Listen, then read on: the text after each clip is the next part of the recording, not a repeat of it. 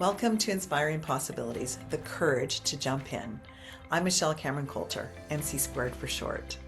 This podcast is all about letting go of perfection, embracing possibility, and finding the courage to take the next step.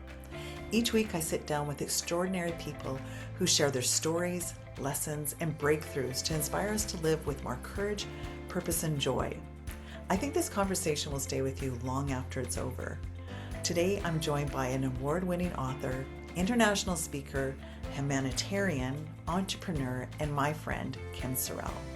After facing breast cancer and then losing her husband just 6 weeks after he was diagnosed with pancreatic cancer, Kim embarked on an extraordinary journey to explore one simple yet profound question: what is love? That journey became her best-selling book, Love Is, and has touched the lives of countless people around the world. Together we explore why love is so much more than a feeling, what it means to truly be present, how letting go of expectations can change everything, and why one simple question, what would love do, might just change the way we live our lives. Please join me in welcoming my friend, Kim Sorrelle.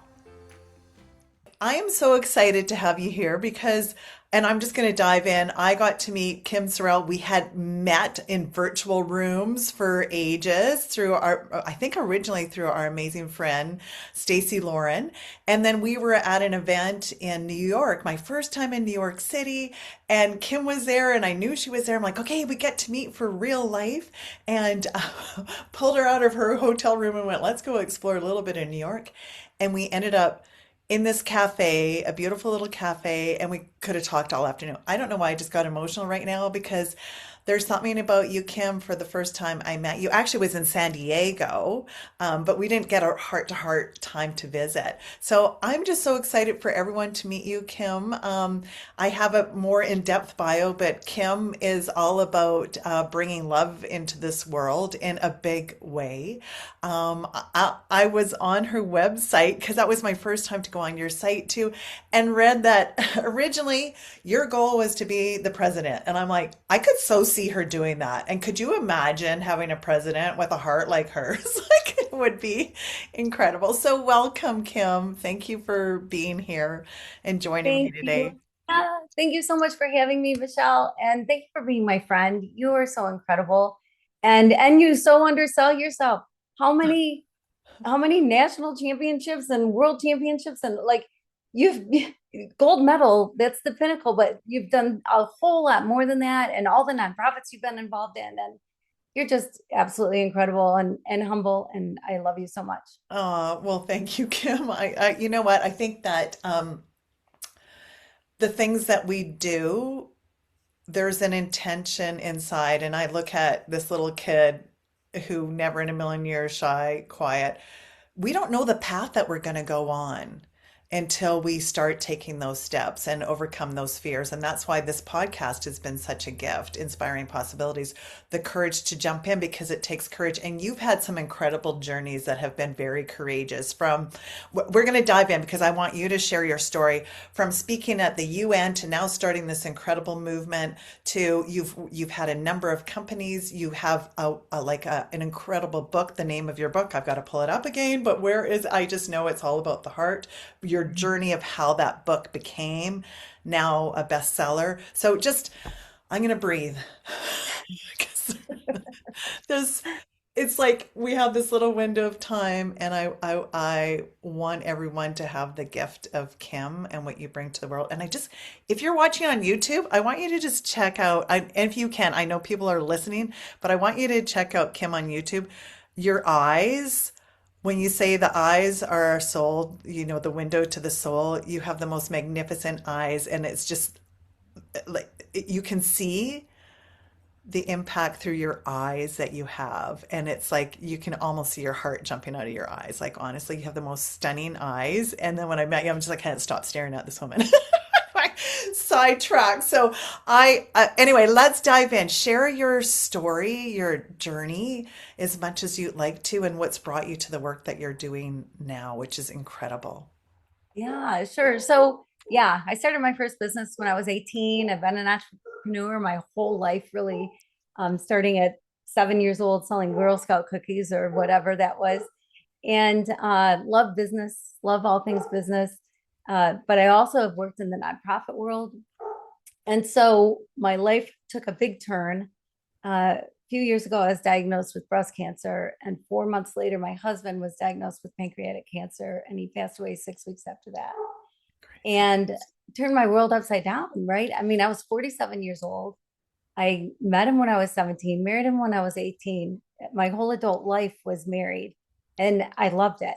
We loved each other dearly. We had a great marriage, had so much fun. And all of a sudden, I'm alone, this alone adult that has never been an alone adult. And I wanted to make sure I was living life right, that I was doing things correctly. So I decided, well, if I lived to love, then I would be doing things right. But what is love? And I think if you put 10 people in a room, you get 10 different answers to what is love, right? It's answered so many different ways. And so I decided to dedicate an entire year. And Michelle, I go out for dinner. I mean, you saw me at the coffee shop. I go to the coffee shop. I have a hard time committing to an entree, committing to anything. And here I committed a year to discovering the true meaning of love. And I was in Haiti most of the time I was working on it. And it blew my mind and rocked my world. So, and when you share committed to love, because we talked about this before, like, the poem that everyone, I think it's probably the number one reading that people do at weddings and crazily enough at funerals too, right? Love is patient, love is kind. Like, what is love? And to go on like literally year sabbatical journey to, did you not take that and then break out what that totally does mean? Yeah, I did. That's exactly what I did. So the 2,000-year-old poem, love is patient, love is kind, does not envy, does not boast, etc. I decided I would take one word or phrase a month and find out, well, what is love is patient? What is love that is kind? And two things I found out rapidly. The first thing I found out right from the start was there's 14 is's and isn'ts of love. So it took me a little longer than a year. Wait, And 14 is okay. So, okay, expand that a little bit. 14. so, yeah, so love is patient, love is kind, does not Okay, envy, got does you. not boast, is not proud, et cetera, et cetera. There's 14 of those Okay. in that poem. So it took me a little longer than a year to get through all 14, 2 extra months. And the second thing that I found out quickly is if you put love is or love is not in front of any word or phrase, it changes the meaning. Mm. Yes. And do you think it puts it in a box? Like when you say something is definite, love is or love is not. But I guess if you have 14 different, ways of looking at it, it expands. So it's like we're constantly expanding what that looks like. Yeah, well, just taking that and with all the things that are in it, it really covers life. It Mm. covers emotions, it covers decisions, it covers everything about life. And so one plays on the next and plays on the next. Like it's the combination of the 14 really that is the definition of love. But when it comes down to it, sometimes you're taught that love is a two-way street, right? Or you got to give love to get love. Hmm. But that's so not true. Like so many things that we're taught about love are absolutely not true. Love is 100% on you. Like you bring a baby home from the hospital, you have total control, right? You Mm. decide when the baby eats, when the baby takes a bath, when the baby takes a nap. But 6, 7, 8 months later, your Tupperware is all over the kitchen floor. Pots and pans are banging. You realize you've lost all control. And I can promise you, you never get it back again. You only control yourself, right? So if you are giving love to get love, that means you're expecting love to come at you in a certain way. Wow. And so your love will come back because love's special that way, but your expectations won't be met. You're setting yourself up for heartache and loneliness instead of just being open to love. Wow. I think you just nailed something so big because when we're that expectation, what if we let go of that expectation? That's what I want to dive into. What are some of the biggest lessons you learned from that and things that we can kind of take and going shift our perspective a little bit, because I think one of the things we want more than anything is to feel loved in this world, to be seen, heard, and loved, and that it's got to start here. Like if we don't give it to ourselves, like somehow we're blocking that from anything else. Is that what you like? What did you find from that? And actually, right now, as we're diving into this, I can't help but think, rewinding even a little bit before we dive into it, it's like, what made you decide to take a whole year, like you, to really dive into this? Because you had a very full life before that, like very full. Like share a little bit more, and then I want to dive into the lessons. I know I jumped a bit, and I was like, what makes someone go, I'm just gonna take a year? But you can see after a big loss like that, it's like, what's life all about? But maybe rewind a little bit more of some of the things that you did that made you kind of go, okay, I'm going to just shift my whole world right now. Well, your whole world shifted from underneath you, really, like personally, and then with your husband. And I know like you are such an amazing family woman, but you are also building many businesses. Like you have this drive to not do things just sort of. Yeah, that's true. That's true. Well, this interesting thing happened when I was physically able to go back to work. So my husband passed away March of that year, and then I still had stuff I was going through. And when I was physically able to go back to work, I didn't know what I was going to do. If I was going to go back and run businesses, but I had people running them. I didn't have to do that. And I happened to run into a man in between Christmas and New Year's, serendipitously, whatever you want to call it. Uh, and he was running a nonprofit that my father and I had started 10 years before that. And I said, hey, do you need any help with anything? And he's like, well, like what? And I said, how about the books? And he's like, yeah, oh my gosh, if you'd do the books, that'd be great. So January 1st of that year, I started out as part-time bookkeeper for the nonprofit. And 12 days later, there was an earthquake in Haiti that killed over 200,000 people.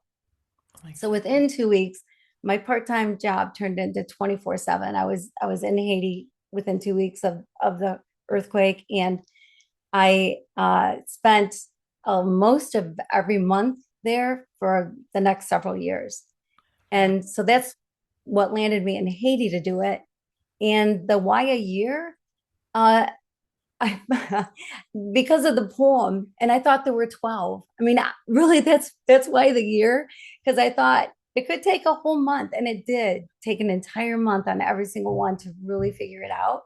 And so that's why the year. well, let's go to Haiti again, because you continue to do so much work in Haiti. Like to be in an environment like that after such a catastrophic event, well, I don't want to put words, but you experience human to the most raw level of what's important. Like, how was that experience that just like can't be more extreme from like, I'm going to do the books to like, I am going to be immersed into this world where we can't even comprehend the challenges that people were going through at that time. How did that just kind of crack you open at that point? Because you already were doing a lot of work, helping in different arenas, but this was total immersion. Yeah, it was total immersion. And it was Haiti is a tough place to be no matter what. It's the hardest country I work in. It's the poorest country in the Western Hemisphere. My Dominican son says it's our Africa because it's so much closer and needs as much help as a lot of the countries in Africa, and is as poor as. And uh, but I love it. And the first time I ever went to Haiti, I swore I'd never go back again. I Wow. got stuck in this place, and I didn't know how to get back to where I was staying, and there was no transportation, and the smell was horrible, and it was hot, and I just was miserable, and I thought I am never coming back here again. And I was home for a couple of weeks and couldn't wait to go back. And so that was like in 1998. So that But was so before the earthquake, or that yeah, was okay. yeah. So you had been there before. Oh yeah, yeah, yeah. So, oh, I love that. Never say never. We don't know. I'm never going back. And then how much time you spend in Haiti now helping and supporting. So What cracked open for you when you went back?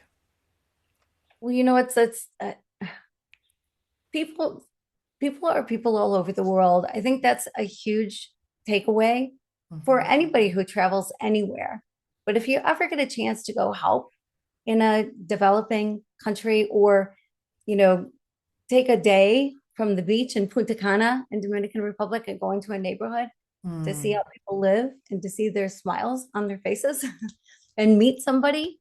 Because when you meet the person, everything changes, right? Yeah. So it's no longer a they or them, the poor, the people that live in poverty, that group. It's Christian and Junior and Patrick, and we're all people. People are people all over the world. And we all have the same needs and desires, right? We want the best for our families. We need shelter, we need food, we need clothing, we need shoes on our feet, we need education.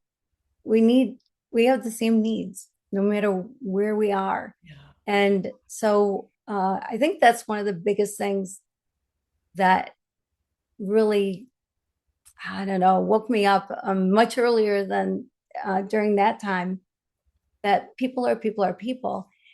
What really happened, though, that was incredible right after the earthquake is to see resilience in its true rawest form, Mm. total resilience, because everybody lost somebody. I Yeah. mean, you're talking to over 200,000 people. You're going to know somebody, right, who passed away. And when I was there, they were still digging people out, Oh my and there gosh. were still people alive under rubble. Um, and the resilience, the okay, we've got to figure out something here. We've got to figure out what we're going to do. We've got to somehow move forward. We got to whatever. And with resilience, I think something people don't talk about with resilience is that resilience doesn't have to be done solo. Oh my gosh. I'm in goosebumps. I just had this conversation like yesterday, but people think resilience is they have to have it all figured out themselves, that resilience is an individual thing when resilience is about. I love that you said that, Kim, because it really is. Resilience is when we are together and we help raise each other up and bring that strength when we don't have that strength that someone else does. And we take turns doing that. We help each other do that. So beautiful. Like if we take that away, like we don't have to do it on our own. That's so massive. And to be in an environment that's so raw like that, to see in the midst of such heartache, lifting up and locking arms and finding a way, incredible. Yeah. I mean, such an incredible experience. Like, I'm humbled that I even got to be there to help, Mm. because not everybody can just pick up and move to Haiti, basically. And so it was wonderful for me. The first time I ever went on like a mission trip was in 1996 or so, I think. And I thought I was going there to help. Mm. That was my plan. I'm going to do everything I can to help. But I figured this out, that I got so much more than I could ever give. I got so much more than I could ever give. And and that's a reality of it. It's like you just can't outgive. Yeah, And so yeah, that's so it was great for me. I mean, I worked hard. There's no doubt about it. But I was very happy and blessed to be able to do that. so beautiful. I love that you shared that too. It made me think of, I mean, I shared this story with you of a gift of love when we were, lost everything, starting all over, and brought all the kids together. It was the kids' idea, but then all these kids, a lot of them, it was their first time on a flight to go to Mexico and bring stuff for the children. They're thinking exactly what you said, that they're going to go and help. And when they met the kids in these orphanages and special needs schools, these kids just beamed. Like they felt like they got more from the kids than it was just knowing that each other were there and that they saw each other and that they cared. It wasn't about anything else. It was just so human about that connection that was so magical that, like you said, you think there is something about giving that we always do somehow get back and helps us grow and see things in ways that we would have never seen them before. So good. Mhm. So you continue to go back to Haiti because I know that you do retreats and etc. Share a little bit about that work too, and then we're going to dive into the book of all the lessons and much more of the projects that you're working on right now too. Look at I just like spill everything all at once because I want to cover it all. So good. Yeah, well, Haiti is dangerous to go to right now. So I'm not bringing groups to Haiti, but we've got a ton of groups that go to our project in the Dominican Republic. And it's a incredible place. We just opened our second vocational school, which is so Wow. exciting. We've got water projects in schools and housing and whatever in the poorest areas of Dominican Republic. And So so, now how long have you been doing that, Kim? Because you started Haiti and then is Dominican came after that, or have you always been doing projects like that? yeah, no, Dominican was actually my very first one. I Okay. just met somebody from the DR at a friend of mine invited me over for dinner, and he happened to be in town, and she knew him. And a couple days later, Hurricane George, the eye of it went right over Santo Domingo. So the destruction was incredible, and most people live in houses that are made out of here's a hunk of wood and Yeah. here's a piece of steel and here's a whatever. Well, those of course are all destroyed. I mean, so the destruction was incredible. And so I got on the phone and I got donations and sent 5 big containers, like the back of a semi containers of relief items. And then that Christmas, my husband and I and our 4 kids flew to the Dominican Republic to help distribute things, help in any way we could. And so that was my first time ever, and Wow. knew then that, it's life changing, of course, Yeah. know. And I look at everything that you've taken through the businesses that you've built, and it's like it's almost like it's been a catalyst to the work that you are meant to be doing. And like you said, not everyone can hop on a plane and go. That's what we found with the gift of love. But there's things that we can do in our own backyard, like walking by somebody and just making eye contact and seeing like there's the human behind the human. And how did doing that with your children change your children? Because I know your children are, amazing as well. But what was the impact for that when you took your kids to Dominican?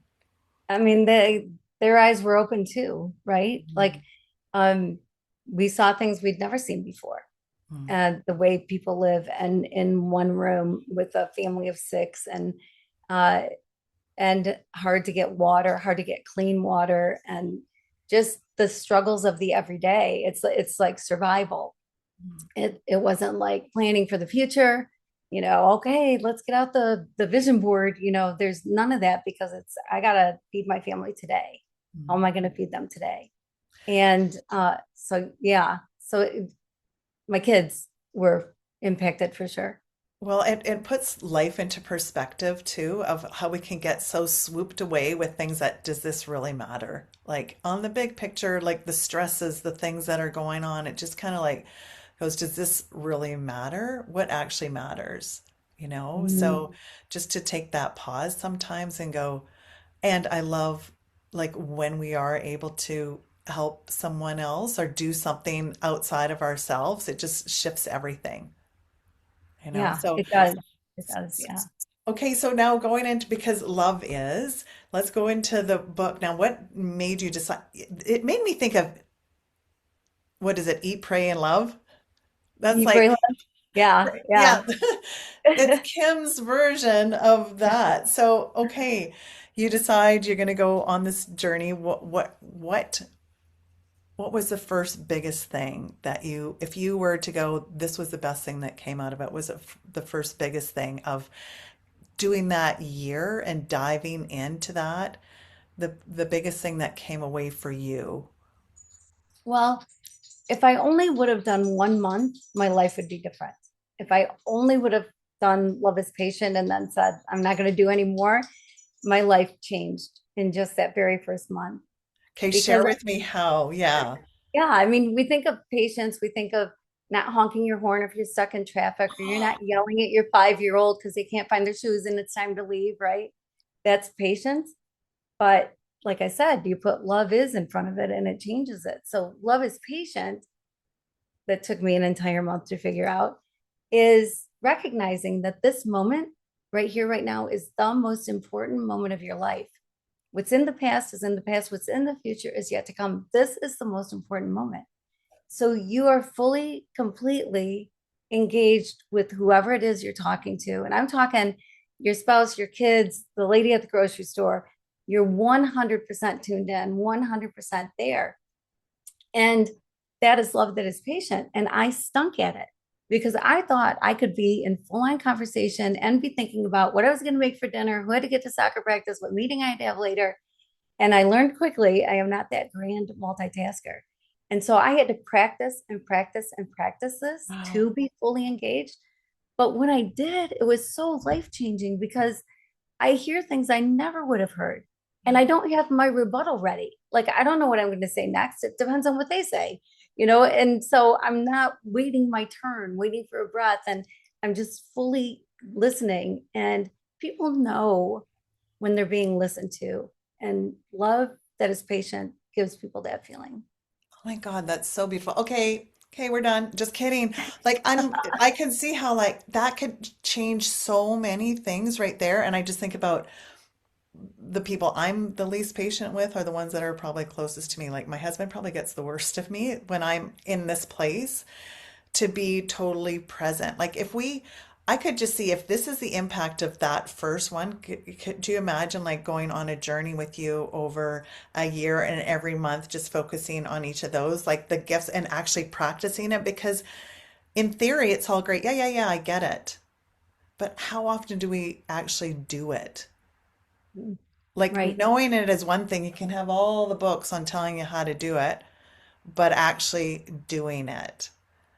So when you share this, because you share this in when you talk in workshops, and do you see when do you see the shifts in people? Because already like patient to go for a walk and go like, oh my God, I didn't even notice those flowers are blooming. I'm the person that's the sky. I'm constantly the sky and the trees and the whatever. Like we don't see those things if we're not patient and slow. We see what's behind somebody Mm. that's maybe hurting and not saying because do you really even care? Right. Right. Right. I mean, I think about like when my kids were little, my son Luke, who you'd never know, he works at NASA now, which is amazing because he couldn't keep his room clean. So I don't know how they gave him a job, but he used to poke my arm. I had like a bruise, like this for years, this bruise on my arm because he'd be mom, mom, mom, mom, mom. And often, like if I were on the phone and I'm like, just a minute, Luke, just wait, Luke, just wait, or I'm stirring the beans or whatever it is I'm doing. And I think now, if I would have known then what I know now, if I would have just stopped just Hmm. for a minute and looked at him and said, Luke, what do you want? What do you need? He probably would have said, this truck is red and ran away. You know, like we think that if we give some attention, it's going to take our whole day. Well, if you're busy, it's perfectly okay to say, gosh, Michelle, I'm so sorry. Can I call you later? And then mean it. And then Yeah. call later if you're not able to be in the moment right then for them. So you can do that. But it does change everything. Like even couples, because if you're fully present for each other and you're truly listening to each other, then often conversations don't turn into confrontations. Wow. Okay. Say that again. So when you're truly engaged and you're listening to the actual words they're saying and watching body language, you know, there's so much nonverbal language, right? When you're truly there, quite often conversations do not turn into confrontations. Like the argument doesn't have to happen because you're understanding where they're coming from. And then you deliver in such a way that you're responding to what they had to say and giving your point. And so you can just have a conversation about things, I guess is what I'm getting to. And so you don't have to escalate, you don't have to yell and scream, you know, or go there. And then you do that, you yell and scream, and then you go, and last week you and 2 years ago, right? Yeah. Yeah. But those things can all be let go and you can just have conversation, just be in the moment. Oh my God, that just makes you breathe just being in that space because I think one of the things, and I heard this before, and I'm trying to remember where I heard it, but the argument or the conflict is never usually about that thing. Mhm. It's about to the basics. Do you hear me? Do you see me? Does it even matter that I'm here? And so like your little boy poking your arm. It's like, just see me for a second. I remember my daughter actually grabbing my face and mommy. And it's like because they know. Like the kids are like little antennas. They know when somebody is being real or when they're giving, and we kind of lose that. We kind of get a shield up over that, I think, as we get older. I don't know what happens, but just so used to not being heard or whatever, like whatever, does it even matter? I think that even that first phase, that first, not even phase, but this first kind of lesson of patience would have such an impact, even reducing the anxiety levels that's in this world right now. Like Oh everyone's yeah. just so anxious. Like if we just slow down enough to be seen and heard and breathe and notice Mhm. how powerful that alone is. Yeah. Yeah. I mean, that did change my life. Just that alone changed my life. So what made you, okay, I want to at least go on the first three. Like, I got that first 14. So then what made you go, okay, I'm going to stay longer than that was a month? Like, holy cow. And where were you when you were In traveling? Haiti. In Haiti the entire time. Yeah. Yeah. Wow. Well, Okay. yeah. Yeah. For the most part, the entire time. Yes. Okay, so the next one. So love is patient and then love is kind. Love is kind. Yeah. And we know what kind is. You're kind. You do kind things, you say kind words, you act kindly. We everybody knows what kind is. But love that is kind is different than just kind. That month, I went to this place I love to go to, Sisters of Charity, Home for Sick Children. And I love to go where the babies are in the lower level and pick out a baby and just love on them all day. And so that day I went, and it was the last day of February that I went. And so I'm frustrated because I haven't figured out love is kind until this moment. So I go down and I see this beautiful baby in this pink terry cloth sleeper, that was likely worn by somebody's princess in the US and then donated to Haiti. And so I walked over and he was so tiny. He was only 3 weeks old. And I found out his name was Christopher. He had an IV in his arm. He had oxygen feeding his lungs. And I reached down to touch him to hold his hand and noticed a woman standing at the end of the crib. And I found out that was his grandma, Natalie. Well, the story goes like this. Natalie's only child was Christopher's mom, and she died shortly after giving birth to Christopher on the dirt floor of their one-room house. And then Christopher struggled eating, and Natalie thought, well, it's not his mother's milk, and maybe that's why. But it seemed to get worse. And so she walked for miles. She walked for miles to get to the sisters, to get some help. It's not a hospital, but they take care of you. And so the best they could figure out there was he must have some obstruction. And it's interesting because at first Natalie was afraid to touch Christopher because there's tubes and needles and things. But then she saw that I held his hand, so then she reached down too, and then pretty soon we're hanging on to each other and bonding like a mom to mom, grandma to grandma, right, woman to woman. And there was a doctor at a hospital not far away, but it takes forever to get anywhere in Haiti, that said he would do the surgery, that they figured he had some obstruction and that probably in the US would be, or Canada would be taken care of right away, but not taken care of in Haiti because doctors are few and hospitals are few. But we found this doctor and he said, yes, he'd do the surgery. So we're waiting for the time, we're waiting for the call for when they're supposed to take Christopher. And uh, all of a sudden, Christopher stopped breathing. Oh, geez. And so did we.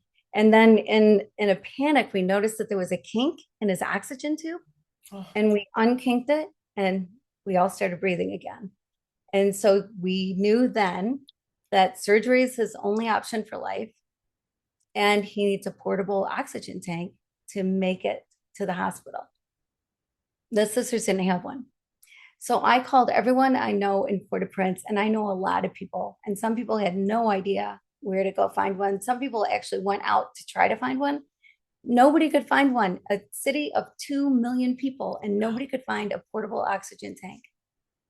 So it's so horrible for Natalie because ugh, what's going to happen, but she also knew he had to have the surgery. So they pulled a van up to the closest door and they kept it running. And then in like in a rush, these nuns come over and one of them grabs his IV bag and another one scoops him up in her arms and his oxygen pulls away from his nose and they are out the door. And then I turn and Natalie's still standing there. And I'm like, Natalie, go, go. And then she was pointing at her feet. She had no shoes. And she knew that the hospital would not let her in without shoes. So I whipped off my sandals. I put them in one of her hands. I grabbed her by the arm and I ran out the door and she hopped in as the van was pulling away. And then I figured it out. So love is kind. Love is kind means this. Like I knew I'd never see Natalie or my shoes again.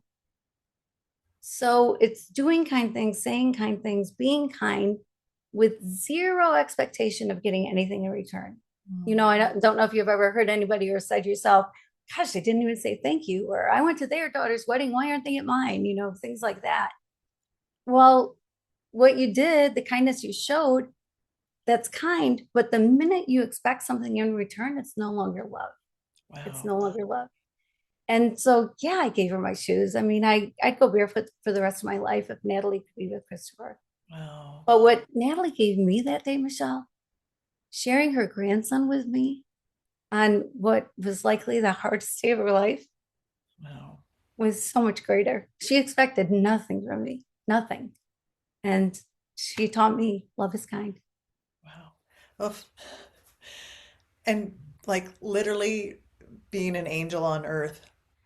Like you know, you don't know. And well, man, if we just release that expectations, wow, like even both of these lessons are about our expectations. What if we let go of that? Mhm. How much more freedom to love there would be if it wasn't attached. I just think about strings attached, no strings attached. Mhm. Like, And it's fun. yeah, It's fun to give without expectation. yeah. You know, Okay, that'll be a often, challenge. Who's right? ready for that challenge? I think this would be great. Like, if we just even take those two beautiful first two isms, did you say? Mhm. Love is patient, and love is kind. If we just took those two right now, and everyone just thought, like, how can I just start implementing that today? What a difference that would make. So Mhm. huge. And I just can't help but see the opportunities that are right in front of us to be immersed in that. And it doesn't have to be huge. It can just be little. Mhm. I think everyone gets to read your book. We're going to have the link to that because you go into all of those, right? And you're doing, are you, when you go do a keynote, is this what you're speaking about as well? How do we implement this? I know you and I were talking about that. How do we implement this into the workplace? How do we implement this into everywhere? I remember I started to write a book, a manual, so many years ago. I'm going to pull this up, Kim. You're making me think of it. And I was never good at journaling, but I'm going to find this book. I'm going to find it. And I remember at the beginning, it hit me in the middle of the night, and I think that's like divine when it does. And it was all about love. If we just come from that place of love and ohana and like, no one left behind, which we're going to dive into that now because we're going to talk about the Aloha project that has shifted a little bit. I think the name of the bit has changed, but just that is the foundation. Like when I think about everyone wants to be seen, loved, heard, know that they matter, the anxiety level would come down. We would feel more connected as a community. We would see each other not by where we are in the world as far as accomplishments, but as a human being, seeing each other. What a difference that would make. We're all a little kid inside. We're all that Yeah. your little Luke, was it? Like poking on your arm, like just Uh-huh. hello. Things can go so fast that we miss it. So I just want to say thank you for writing the book and for taking the journey so that we could all take it with you And if we just, you know, take some chapters out of there and absorb it for a bit of time. Because I think also awareness is the first thing. If we don't even know, we don't even know. Like, how do we Right. bring our awareness to what actually matters? Yeah, yeah, that's such a good question. And it's interesting because we have separated love from business. Like you said, how do you bring it to business? How do you bring it to, and we put it in this box of we love our family. We love maybe our neighbors. We love our friends. We love people that we know, whoever they are. And everybody else is just everybody else.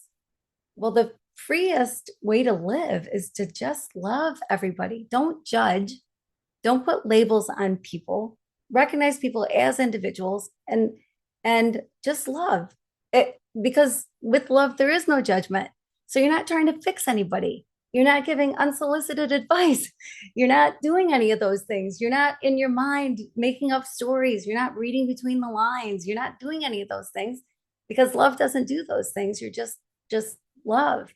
And I think part of the issue too is that one other thing, big thing that we got wrong about love, another thing we got wrong is that we think of love as a feeling or an emotion. Mm. But, and I don't know about you, Michelle, but if I go to bed at night after watching a scary movie, I hear every creak and bang, right? You're hiding under the covers thinking this sheet's going to protect you from the monster that's lurking out there. And that's fear, which is an emotion. But the next night you're better, because fear comes and goes, emotions come and go. Love does not come and go. Love Interesting. is actually who you are. Wow. Love is who you are. So if it's who you are, yes, it goes to work. You don't hang it up in the closet when you get there Oh, or throw it in the corner. And yes, it goes to the grocery store.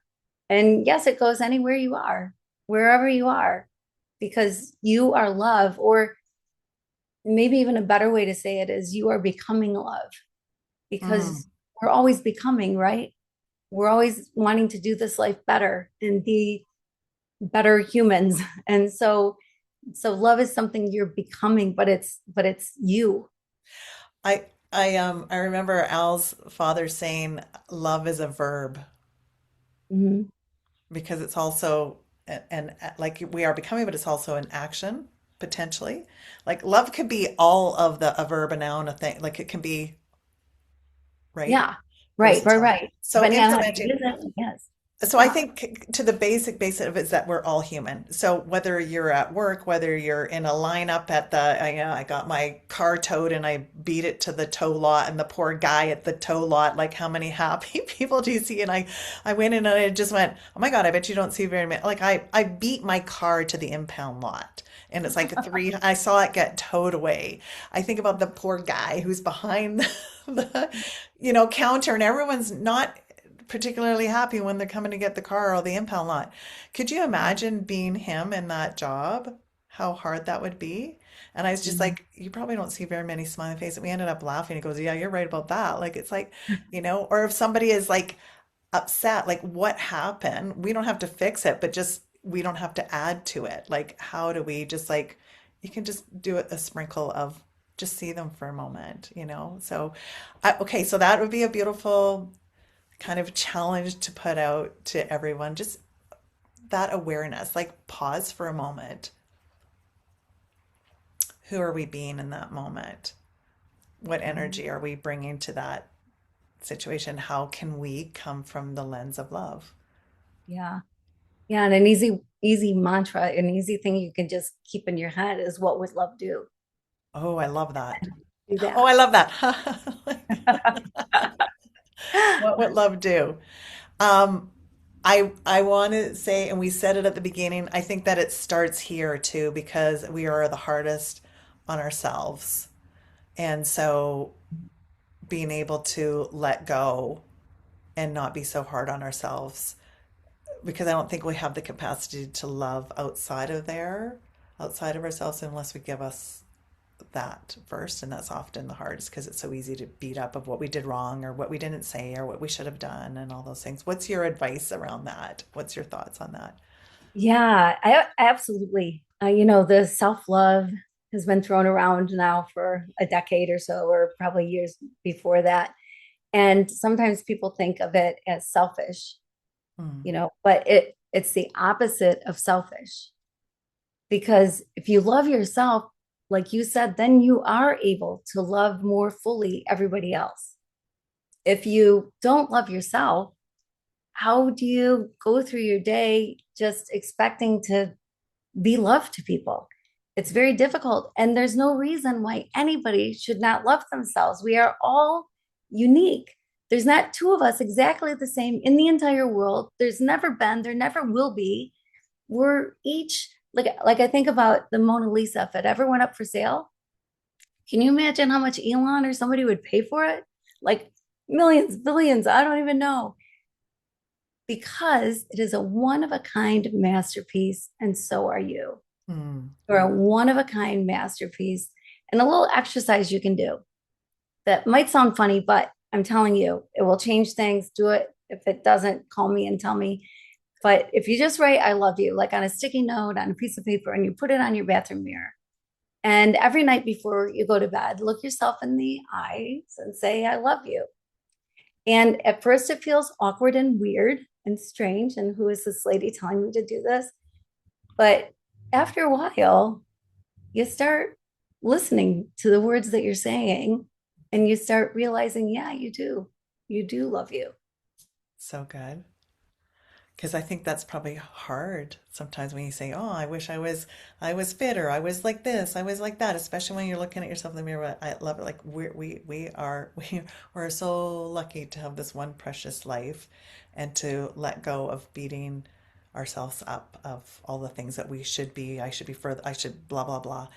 And that comes to the very first one. Love is patient, like being patient with ourselves. Like, I should know how to do this by now. Like, how often do we like, why am I, until we let go and pour that from a different energy, will anything shift? Mhm. So good. So I want to talk about, oh my gosh, Kim. Okay, so I'm going to have the link for the book. So good. And then I want to talk about this beautiful project that you are starting right now. And I know the original name was the Aloha Project. I think it's shifted. And when you said that, like my little sister lives in Hawaii, and I think the aloha is like, that is one of the most versatile words too. It all means love. Like at Ohana, like no one left behind, like if we lived with aloha. I think that was actually in the thing I wrote with the thing about love. I gotta find it. It's like 25 years old. So tell us about what's the big project on the plate. I think you just came back from Harvard speaking there. You've spoke at the UN. Like, you're sharing some big messages that will make a difference in the world. This project is so amazing. So the Aloha Project, share with everyone what that's all about and the new name of it. Yeah, the new name is Finding Better. We're calling it Finding Better. And it's recognizing that the wisest people in the world are also the oldest people in the world. And they have the most lived experience. And they often identify themselves as lonely, unseen, forgotten, useless. We should be tapping into that incredible wisdom that's there for us. Mm. And people should always feel like they belong and that they should be here. And so we're creating community for older people. So we're calling them circles, but gatherings where people can get together, make new friends, meet people, talk to actual human beings. Because so many people lonely, you can get rid of lonely if you start being around people. But where do Mhm. you go? Where do you go to meet friends at a certain age? At my age, where do I go to meet friends? It's not so easy anymore. So we're creating community, and then we're going to pair people up, whoever wants to, with younger people to mentor, to help out. And they get to benefit. The younger people, younger than they are people, get to benefit at whatever age, and it gives purpose.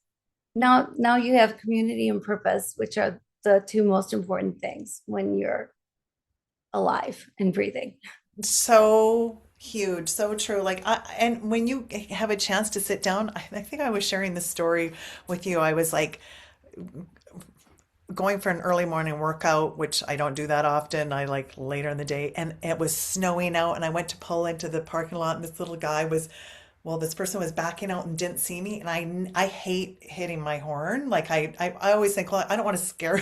Anyway, I'm like, I had to because he almost hit me, and I beep, and then I felt bad that I hit my horn. It took him a while to get out. I get in the parking spot, and then I go over. He found another spot, and I tap on the door just to say, "Are you okay?" And it was this cute little man. I don't know how old he was, like late 80s probably. And he's like, I said, "I'm so sorry." Like, okay. And are you okay? Anyway, long story short, he went into the restaurant right beside where I was, like Denny's little breakfast place. I went and had like a 30-minute quick workout. I went to go back to my truck and I thought, I'm just going to go and check and see how he's doing. I don't know what made me like I ended up going in there and I said, "Are you okay if I sit for a coffee?" He was just about to leave. We sat for 2.5 hours. His stories were incredible. He served our country and has told me about the love of his life. And he literally was the one that like cleaned the sidewalks, like shoveled the snow for his neighbors, like this little ever. Anyway, we ended up having this beautiful friendship that I would have never had. And Remembrance Day, which is our day that we remember our veterans, his story was so incredible. I would have not have known that, the gems of the story. So there, like everyone has a story. So to connect that generation that has are can be so lonely because they're losing friends too right now. I sent you the article of Clint Eastwood that, he says, as you get older, I'll put that in here somewhere too, because it was crazy. He said it's, yes, your body's alien, but it's your friends and your community that you're losing. It's like, but let's be connected. So I love so much what you're doing. Share some of the people that are involved in this movement because it's not little, it's going to be a big movement. And then we're collaborating, bringing different groups and organizations to like, what if we created this where no one feels left behind? Like totally, right? So, and the wisdom for the youngins like 20, 30, 40s to learn from the wisdom of, I don't even like to say elders, like our wise, right? So Right, yeah, right, share some of the right. people that are involved in this incredible movement. Yeah, John Suzuki is a good friend of mine. That's why I got involved to begin with, got welcomed in. And he's done huge things in life. He was gigantic at IBM. And then he brought short-term rentals into Expedia and had 3,000 people or something working for him. And he retired from there a couple of years ago and realized that retirement stinks. Yeah. So that's part of why he wanted to do this because he lost his friends. He lost his everything, and he's in his early 60s. And so John, and then Aman Bhutani, who is the CEO of GoDaddy, who has one of the biggest hearts I've ever seen ever in my entire life, and so wise. This man is brilliant.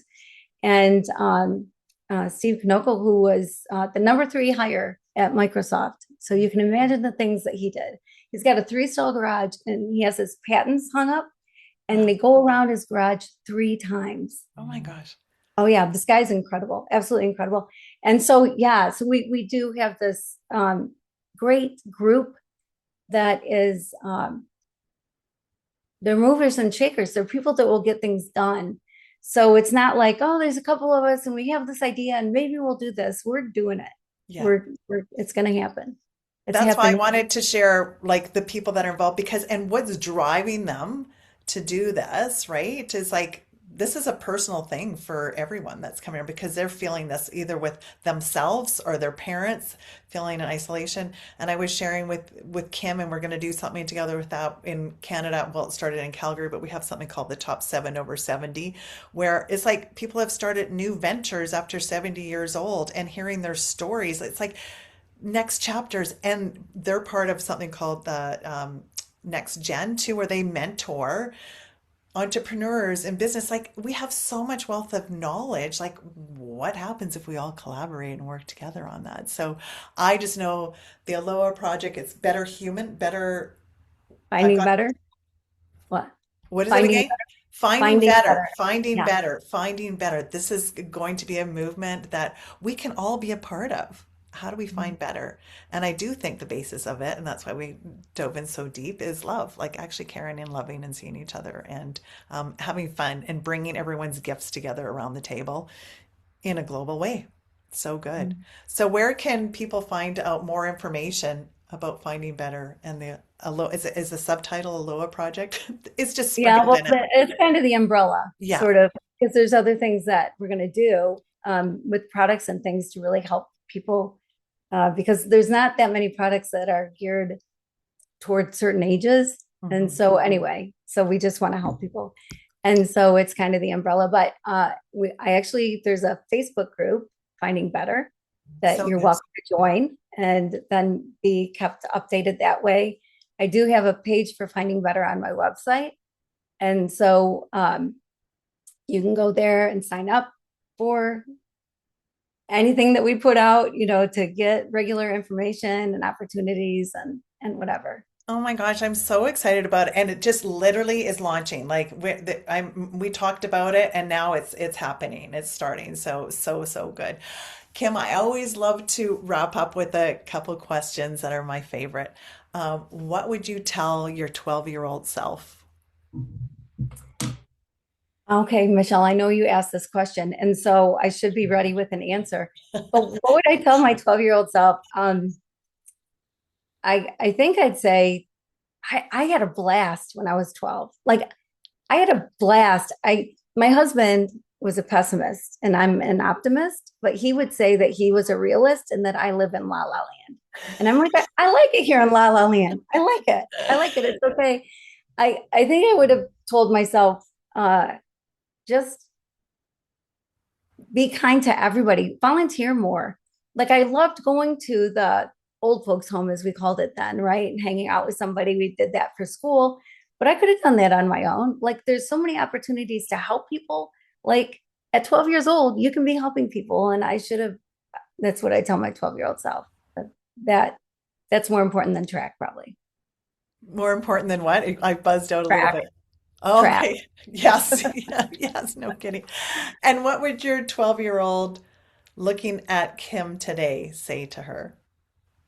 I think she'd say, "Have fun." I know you get that answer a lot, but I think it's true. You talk a lot about fun, and the way you describe it all just makes so much sense. I mean, we should be having fun. Yeah. Like, let's have fun, and you're not going to have fun if you're sitting and watching CNN all day Yeah. because all that stuff is going to be in your head, and you're going to fear the future, and you shouldn't even be worried about the future. The future will come when the future comes, and most of those things aren't going to happen that you think are going to happen.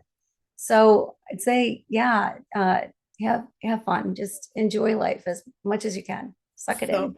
so good. I love that. And we started about you and I having time in New York, and I was like, you were working. I'm like, you got to get out, and you're fine. Like, okay, I'm coming. It's like I'm in New York. Like, get out, experience life, like connect. So good. Kim, I love you, my friend. I look forward to all the amazing adventures ahead, the impact. I'm going to have everything in the notes for everyone to find out more about everything that you're doing, about your book, about the big project, how we can all connect and just make this a better world. You are the epitome of inspiring possibilities and the courage to jump in. So thank you, Kim, for being here. And I look forward to spending more time and doing more together. All right, my friends, find her, follow. Let's create a big movement together. Love you, my friend. What a beautiful conversation. Thank you, Kim. One of my biggest takeaways from today is that love isn't just something we feel, it's something we choose. If you'd like to learn more about Kim and her incredible work, I've included the links in the show notes and her best-selling book, Love Is, her Finding Better movement, and all the ways you can connect with her. If this conversation inspired you, please subscribe, leave a review, and share it with someone who could use a little more love, hope, and possibility in their life. I've also included for you my free gift. It's a 3-minute reset, inspiring possibilities, ignite the champion within. It's a positive prime session that, using the science of positive priming, helps shift your focus from pressure to possibility. Spending just 3 minutes with this experience each day can help you begin your day with greater clarity, confidence, and intention. And before you go, I'd love to leave you with the same question Kim shared with us. What would love do? Take that question with you today into your conversations, your work, your family, and even the way you speak to yourself. Until next time, keep choosing possibility and keep having the courage to jump in.